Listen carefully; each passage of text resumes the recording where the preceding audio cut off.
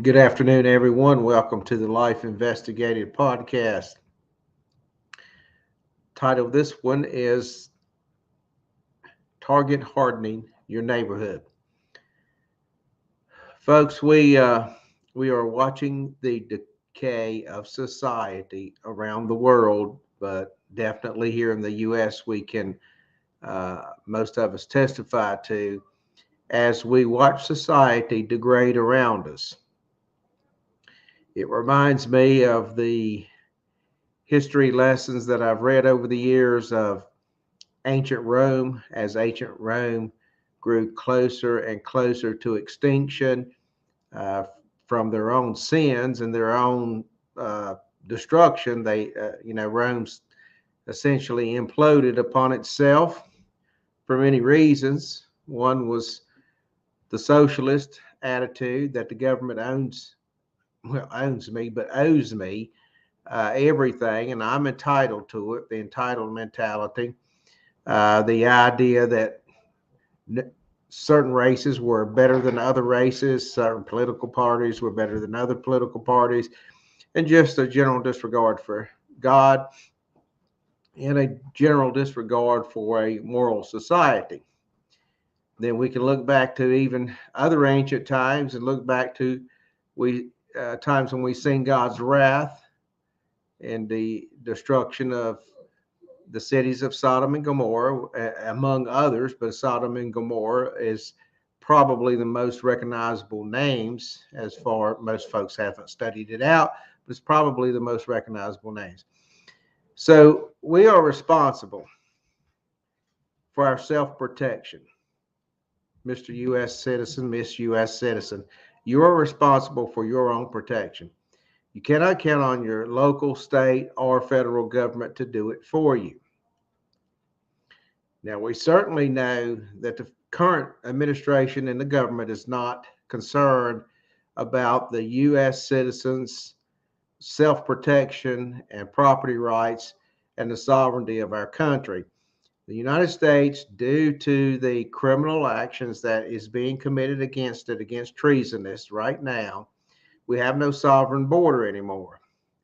And there are hordes and hordes of just scumbags coming across the border. And when I say scumbags, I'm not referring to a man's race, but I'm referring to his intentions. When you pour across another nation's borders intentionally,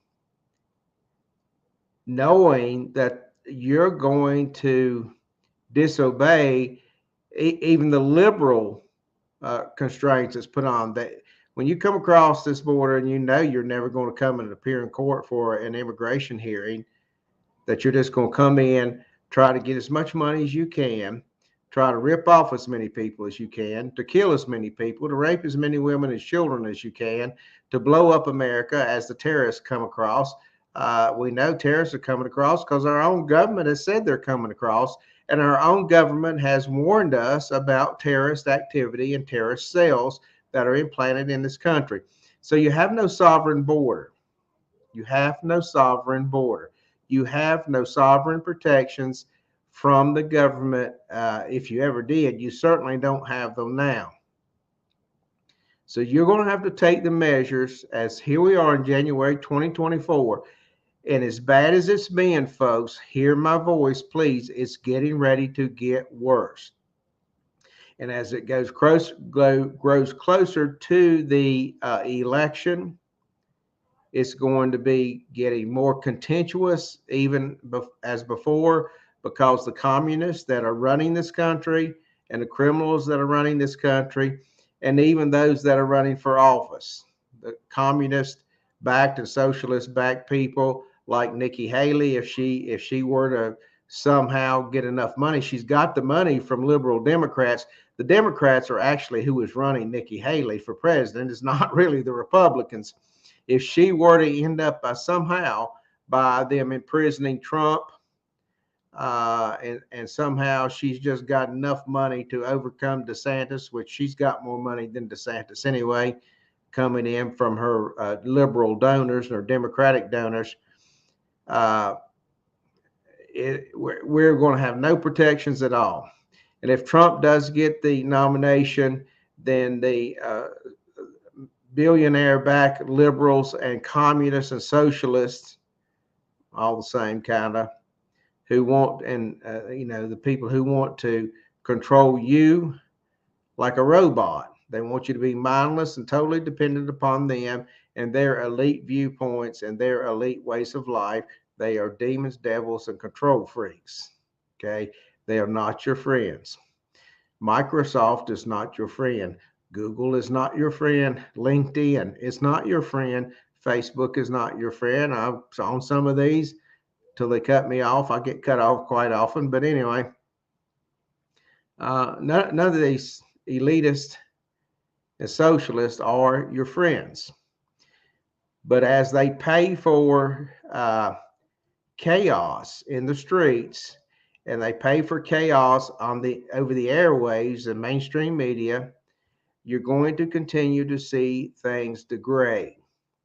So you've got to start taking steps for your own self-protection. Now you can target harden your home, but if you're the only one in the neighborhood, if you live in a neighborhood and you're the only one that's target hardened to your home, you're kind of out there on an island by yourself. And when you're on an island by yourself, it's easy for the waves, the storms, to overcome an island, right? Than it is a bigger piece of land. So what you've got to start doing is start talking to your neighbors, the ones that aren't transgender, fruitcakes, and lighting the loafers, hippies, and everything else, and these little college students that still living in mom and daddy's basement at 35 years old and have no direction other than to think they can protest everything for groups of people that actually hate them. It would be great to see all of these the queer groups and other liberal groups go over to Hamas and say, "Hey, we're here to join you." It would be something to see the implementation of their justice, what would happen to these people. But anyway, the bottom line is a socialist and a communist wants to take what's yours and use it for themselves. It's not for the common good of man.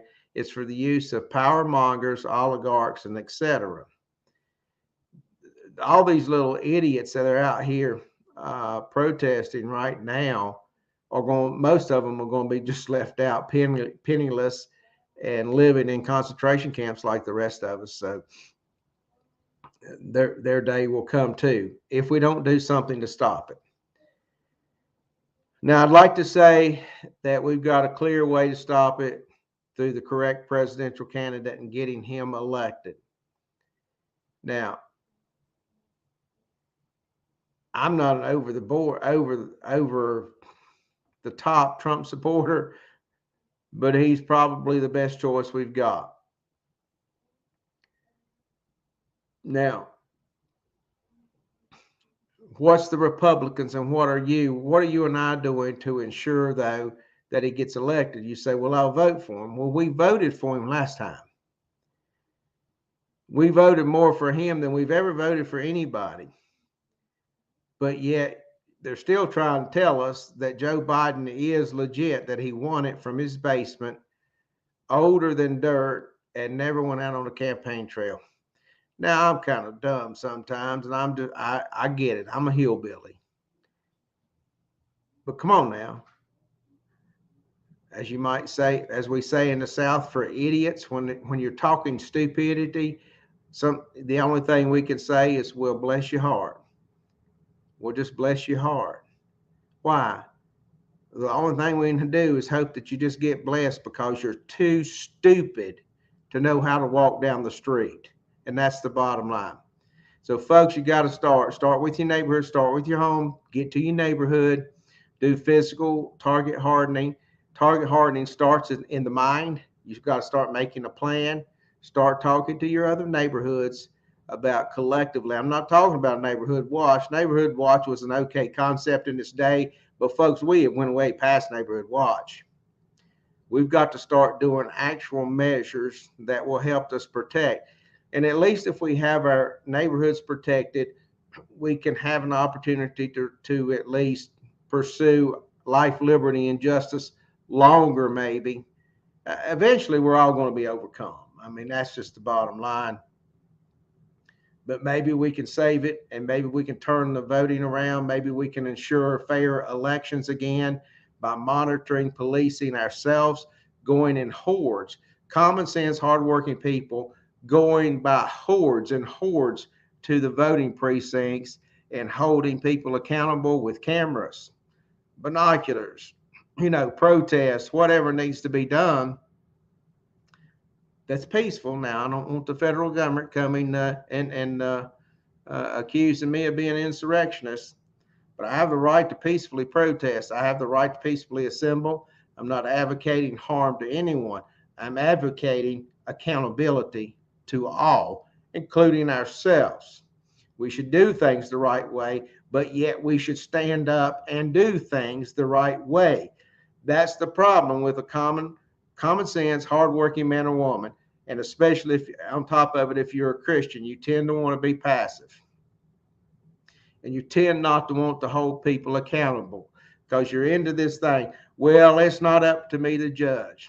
Well, somebody's taught you a pansy licking gospel that's just greasy grace. You do need to judge. You do need to stand up. Jesus made a statement. When he made a statement about not judging others, we cannot judge a man's salvation. I cannot tell you whether you will go to heaven or not. Only he can do that. But I can judge morality. I can judge social responsiveness. I can judge right and wrong because the Bible gives me the standards for right and wrong. So I'm well within my purview and my liberty as both an American citizen and a Christian to judge.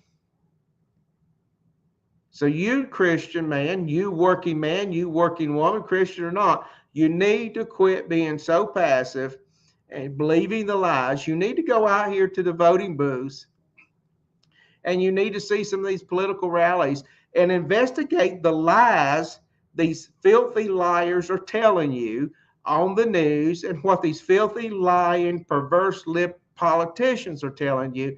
Go out, police it yourself. Police the opportunities for fair and open elections.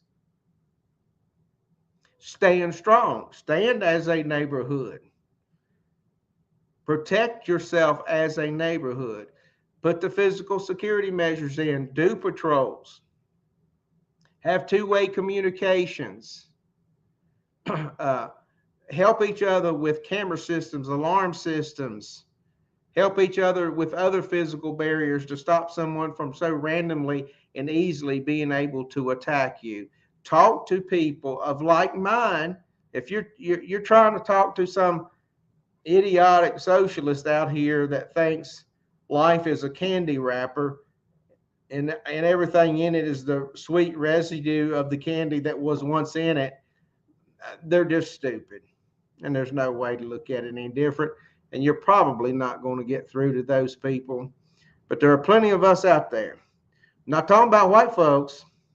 I'm talking about common sense, God believing, or maybe even God disbelieving, but common sense Americans who believe in work, who believe in taking care of their own, and who don't ask anybody for anything. Red, white, yellow, brown. I don't care what color you are.